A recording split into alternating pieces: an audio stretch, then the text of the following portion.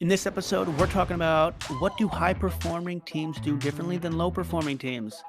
What are those damn things those teams do? If you like what you hear, hit the subscribe button and the notification bell to stay up to date on this beautiful channel because we do more videos like this and we can't learn together unless you join this damn community. So join the community and learn together and I hope you enjoy.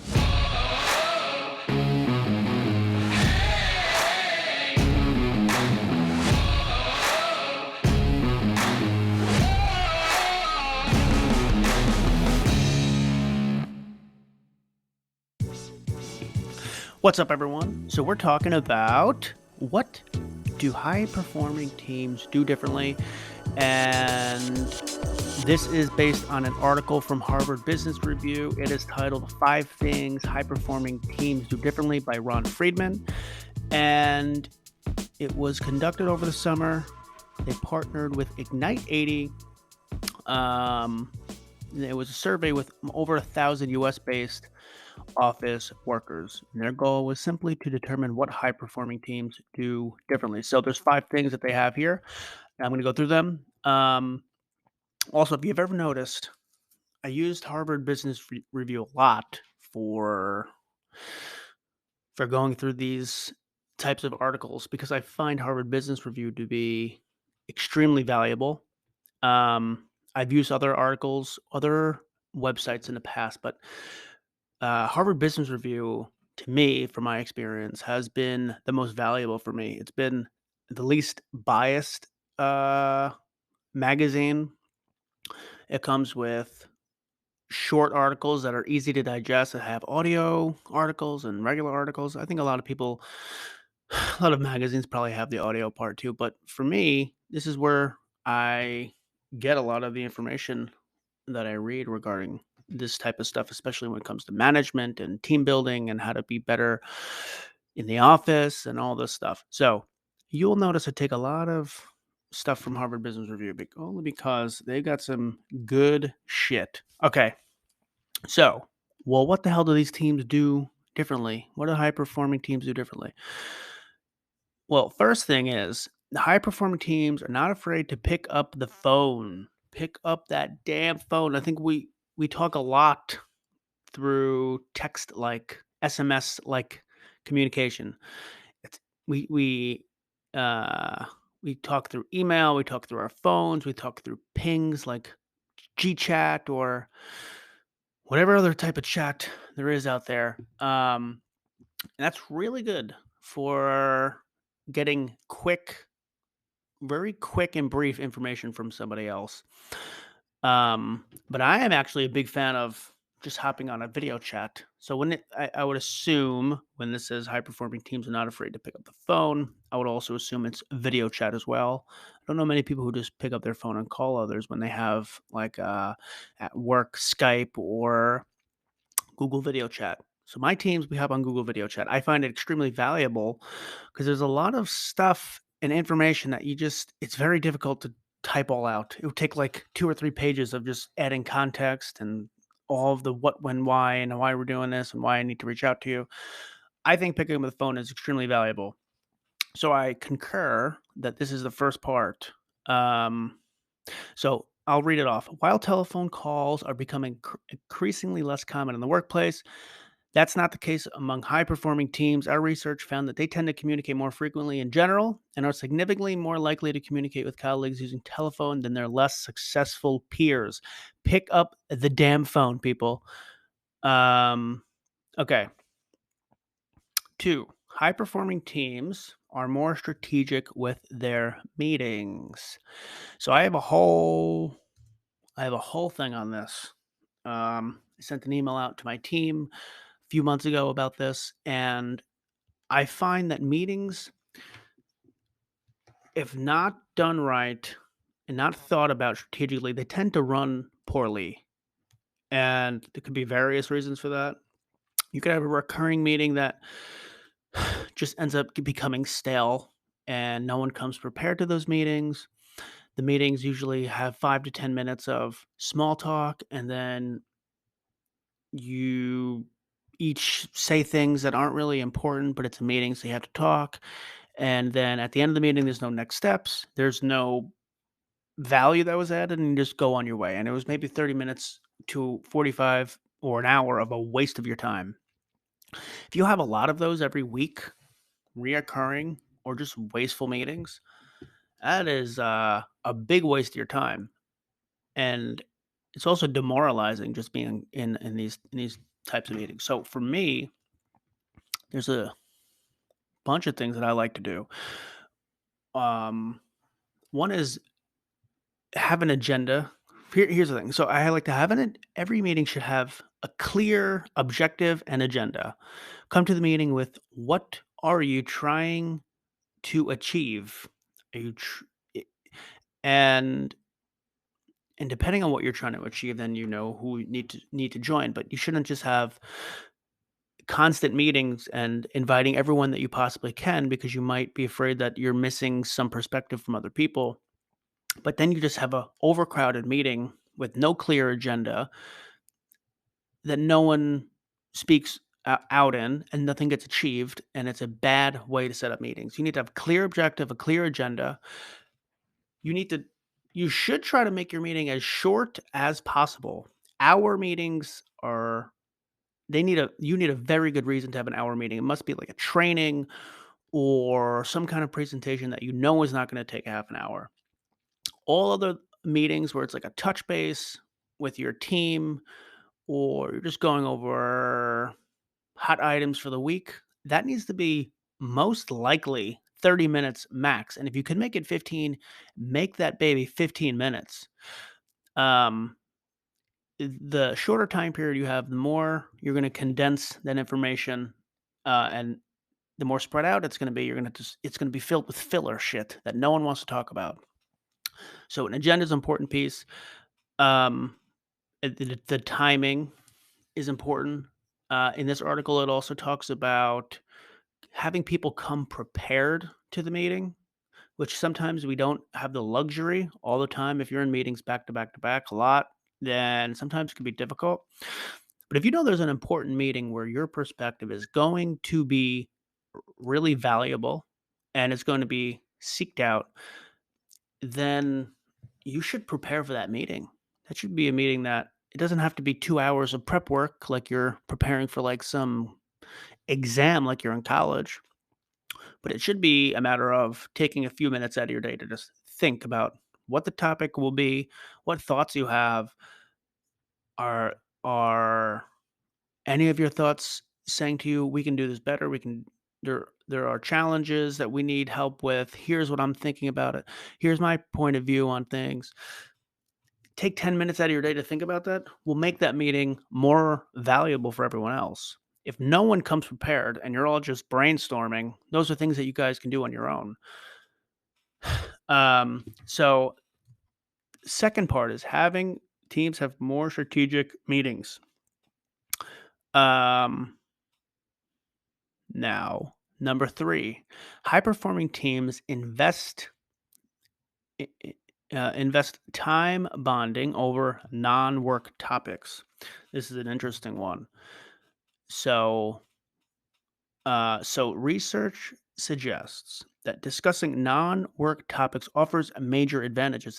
That's because it's in personal conversations that we identify shared interests, which foster deeper linking and authentic connections. So, be a tiny bit counterintuitive if you think about it. Um, it's like when this is similar to the conversation of is it important for people to go to the office? Because right now the whole the whole thing is let me fix my damn hat, it's crooked. The whole thing is people are working from home. It's harder to have those water cooler moments or go get some coffee and just shoot to shit with someone and talk to them about their day and talk about non-related work helps build a connection with that person and uh, foster an environment where you're having good teamwork. And you don't get that when you're working from home. It's all work, work, work, unless you set up a 30-minute meeting on someone's calendar to talk about non-work related stuff, which I don't see many people doing. So so it based on the research, it shows that having these real organic conversations that aren't 100% related to work actually are what high performing teams do. And um, it also goes on to say the best teams aren't most effective because they work all the time. On the contrary, they invest time connecting in genuine ways, which yields closer friendships and better teamwork later on. That was my experience when I went to the office and I met people that I haven't met before because we've been virtual for so long. Um, I went out to lunch with some people on my team. That was a good time. We didn't talk 100% work, some related to work, but a lot of non related work. And it helped build our bond more. And and so don't think that we have to be 100% robots because it's a little bit counterproductive if you think about it. If you work, work, work, burn yourself out, and your team doesn't have the chemistry that you need in a place where you need to collaborate, where you need to get along, and where you need to have teamwork, you need relationships, and that can't be lost. Just we that can't be lost in the world. We're not robots. We need those relationships. If you've ever had a team with an extremely toxic relationship, you could not get it. You can't get anything done. Everyone argues and there's quibbles back and forth over the tiniest things. People are not happy. The team crumbles. It's something that is absolutely necessary for a team to build a chemistry together. And so that is number 3. Number 4 is high performing teams give and receive appreciation more frequently. This is something that I actually love my current company. This is why I love my current company. We have a thing called shout outs. And if you send an email shouting out one of your team members, then it blasts out the shout out to the entire company. So, and this happens very frequently. And it happens. The one thing that this article says is um, these high performing teams, it doesn't happen just from the top down, from manager to employee. It goes up, down, sideways, down and up and down. Happens everywhere. It's a culture. And that's something that my company currently does. And if, you know, one of the well known things is that monetary, monetary uh, stuff is good, right? I think that's extremely important to keep you motivated at your job and keep making you feel valued. But if not more important, is recognition. Recognition for your work is, if not the same, higher than monetary. Once you have monetary down, you need that recognition. Otherwise, you won't feel valued at work. And so you need to build a culture like that, just like my company has done, where people can shout out good work, good effort, good teamwork, and it's recognized by the broader company. And it's something that's recognized by all the way from the people on the bottom to all the way at the top. Um, Number 5 is high performing teams are more authentic at work. So it's interesting. This article goes on to say that that doesn't just mean so that it means that people who are those teams are able to express themselves more authentically, and that means more they express more positive emotions. Um, like they were like more likely to compliment, joke with, tease with their teammates, and tease with their teammates. In emails, they were more likely to use exclamation points, emojis, and GIFs. That makes sense intuitively. It's like the whole chemistry thing. People can bond with each other and express themselves. But interestingly, they also express negative emotions at work. And they found that they were more likely to curse, complain, and express sarcasm with their teammates. Um, that doesn't sound initially like it makes sense for a high performing team, but what it goes on to say, which I actually agree with, is that expressing yourself authentically, being able to express yourself authentically, whether that is a positive thing or a negative, and you call a negative, it could be constructive feedback, it could be just a negative emotion that comes out of you. Um, it helps if you don't do that and you suppress that emotion, that that builds an environment where everyone is passive aggressive, and that is a horrible environment. I've been in situations where people are passive aggressive, and it does not work. It goes back to what I said, where it builds a toxic, extremely toxic environment. People don't like to work with each other. There's quibbles back and forth. The tone is like, you ever heard, a tone when people are being passive aggressive. It's like, shut the F up. Just talk to each other like human beings. And some people can't do that. Some people are just extremely passive aggressive, and it's annoying to deal with. One of the ways here it says is be more authentic and don't let those emotions be suppressed, because if it does, it will potentially lead to more toxic environments. And so that's what the five things that high performing teams do based on this research from human Harvard Business Review. I'll go over them one more time. They are not afraid to pick up the phone. Pick up the damn phone, everyone. They are more strategic with their meetings. Get a damn agenda, set the time, make them productive, and prepare for those meetings. Three is they invest time bonding over non work topics. Don't be robots. High performing teams give and receive appreciation more frequently. That's number four. Appreciate your damn team, people.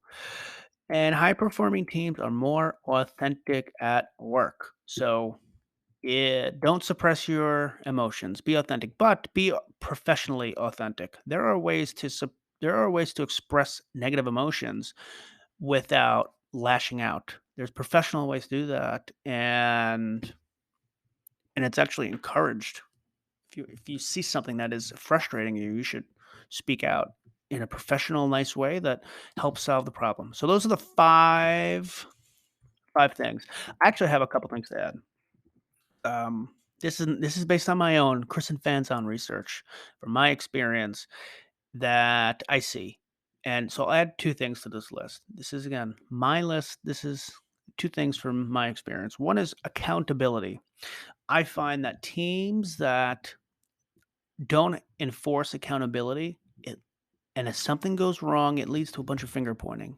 Well, you were supposed to do this, and she told me this, and he said that, and you did this, and I said what, and shut the hell up. You need accountability. That means if there is a task due or a project that is due, and there are tasks within the project, first of all, you need a project lead. Someone needs to be accountable for the project. But then when you have tasks, again, this doesn't have to be for a specific project, but any task that is due needs one, an owner.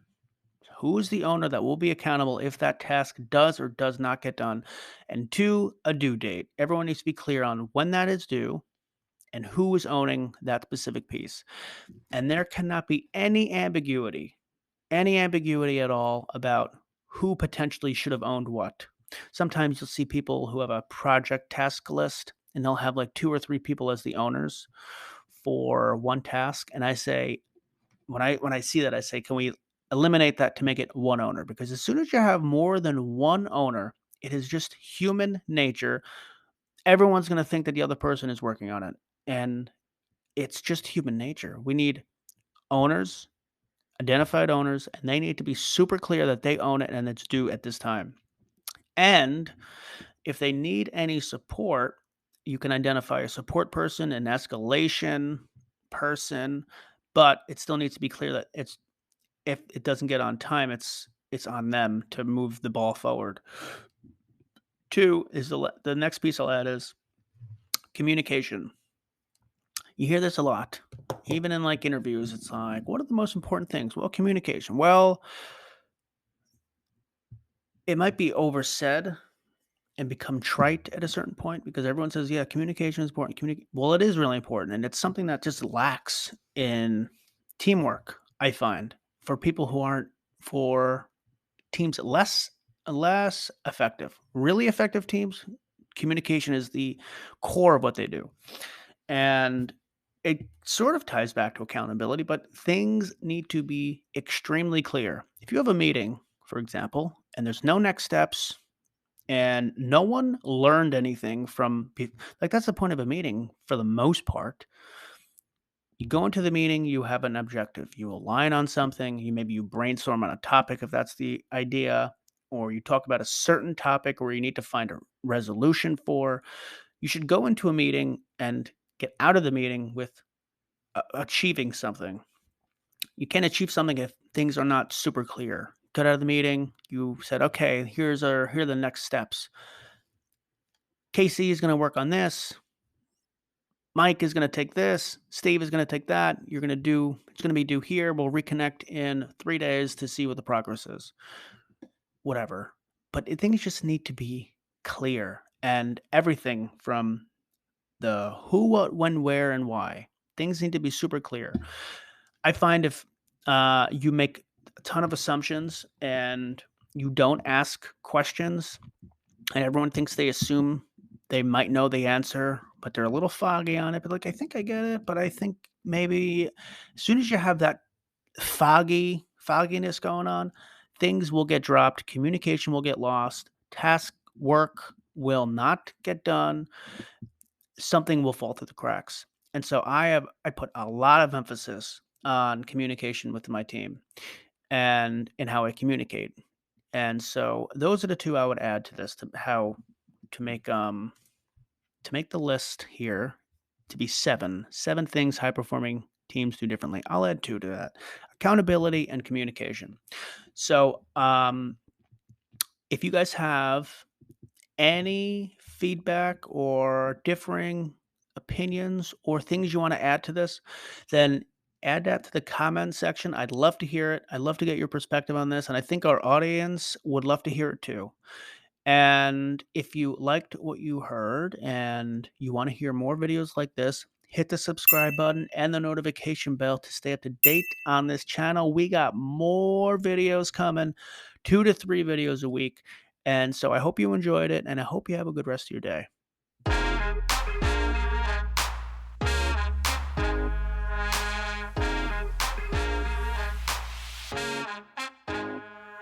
It goes lights, camera, action when I step into the limelight. Easily adapted to the high life.